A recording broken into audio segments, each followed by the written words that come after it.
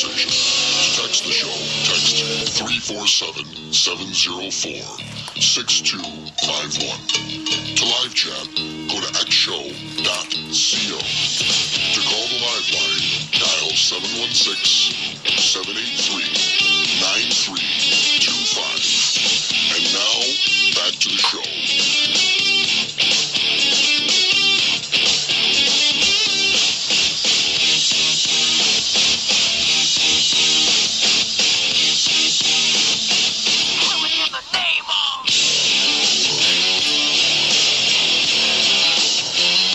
Hi folks, welcome back to Heard It on the X, the East Coast premier music talk show, often imitated and never duplicated. Right now, we are joined by, and actually we've got the craziest setup in the studio in the world. We have Buffalo's probably greatest group of musicians locked in a tiny heat room. How you doing over there, guys? Okay? Nice and hot. Okay. We got Mark Valentino, who, like I say, Mark is just, he's the epitome of pro in town. He's a good friend of mine, a good friend of the show, and I just think the world of him. Tony Delfonso, we've got Rick Ryan, who was the bass player of Weekend, which is, talking about Buffalo legend. Paulie Battaglia, who, Paulie originated this band, and I'm going to get to that in just 1 second. Tom Gariano, who's one of the singers. Mike Carroll, who's from the Boys of Summer playing keyboard. Phil Hudson from The Road, who's also a singer. And what you guys are doing is a tribute band, I guess you could call it, to the Three Dog Night, which I think is brilliant. Absolutely brilliant. Kudos to you guys for undertaking such a huge, monumental thing. Thank you very much. Thank you.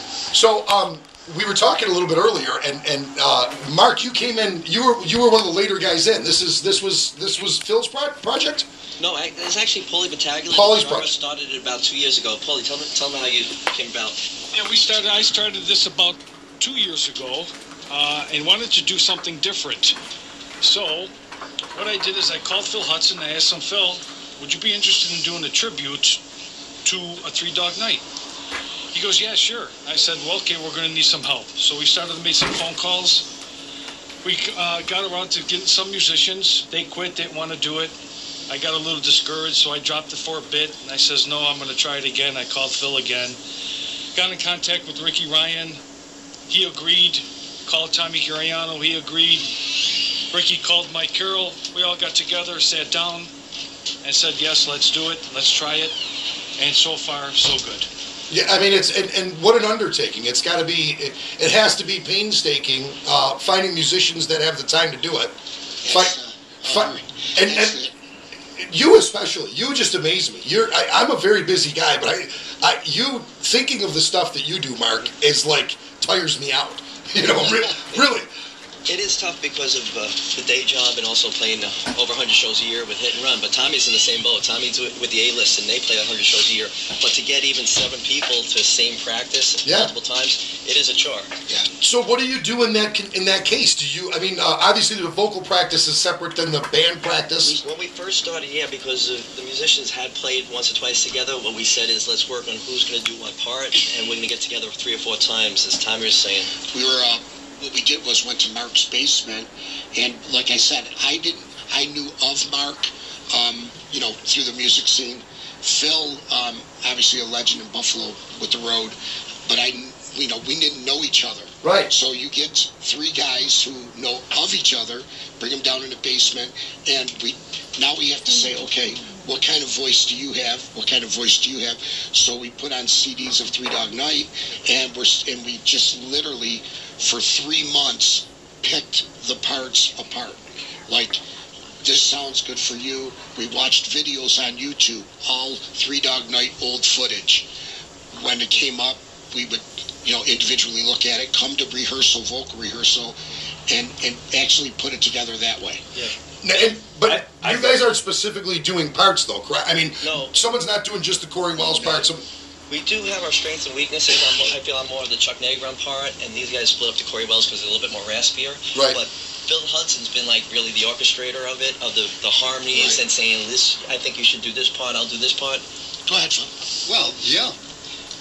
Let's see. We basically just found each other out in terms of who can do what best, and felt our way through the arrangements. It's kind of it's different for each song, though. You know, I think, like you were saying, or like Mark was saying, it's not the same operating basis for every song. Right. It's like we switch the parts up as needed, and in the road we used to do it the same way. You know, just whatever's going to expedite the song through the arrangement. You know? Right. So, but it came together pretty well. So we started liking it. We got the instrumentalists down there and started working on full arrangements, and we're almost down the home stretch now. Putting this stuff together. In fact, can I tell them about June 1st? Or sure. Yeah, June 1st, we're doing a live show at the Forum. That's the old Dakota Grill, you know, around Sweet Home. Yeah. Vinny Lesch's place, right? Vinny's got that place? Yeah. Yep. And so that's June 1st. And tickets are on sale now, by the way. Yeah. And we're doing that with a great duo, Busted Stuff.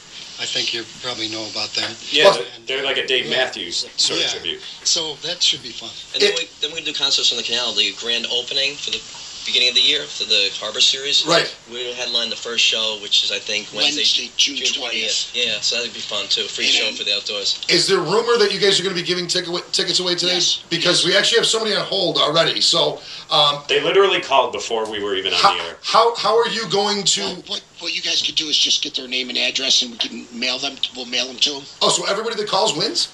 Yeah, man. Up to a limit. We only have a certain number. Up to a limit, yeah. We have. The boys got to make some coin here. Come on now. They sat in a basement for 3 months. Come on, make some money out of it. How many winners? We're discussing now. Yeah, now they're discussing. Well, I'll tell you what. Why don't we do this? Because 5 pairs. 5 pairs? Yeah. Okay, we don't even want to put you on because we're gonna go to a commercial break. You guys are gonna play us into a commercial break. Right on. And this sound check, I loved it. You guys sounded fantastic in sound check. I'm so excited about this project. And like I was saying, Kim Marie was in here saying these guys sound fantastic. We're going to that first show. And we're gonna make sure that Sharon and Bob come with us too. Great. It'll be a great birthday gift for them. Yeah. Great. So right now, ladies and gentlemen, taking us into a commercial, the new band ELI.